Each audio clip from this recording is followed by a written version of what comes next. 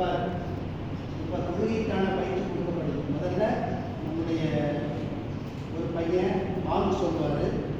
அந்த வாங்குக்கு எப்படி பதில் சொல்லணும், வாங்குவா எப்படி ஓதணும் அப்படிங்கிறத என்ன செய்வோம், நம்ம கற்றுக்கணும். சரியா? அதுக்கடுத்து தொழுகை எப்படி எப்படி தொட வைக்கணும், இமாமா நிற்கணும், மாமூமா நிற்கணும், எப்படி ருக்கு செய்யணும், எப்படி குடிக்கணும், சஃபர் எப்படி நிற்கணும் அப்படிங்கிறத சொல்லணும். கவனமாக கேட்கணும். சரியா? அந்த அந்த அந்த அஜர் சொல்கிற மாதிரி பாரு, புதிகால் நைட்டை கரெக்டாக புதிகால்.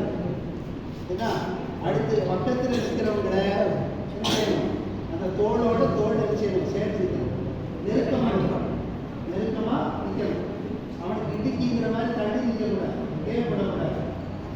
கேட்பட்டா அந்த இடத்துல என்ன செய்வான், ஷைத்தான் வந்து நின்று உங்களுடைய எண்ணங்களை வேறு விதமாக ஆக்கி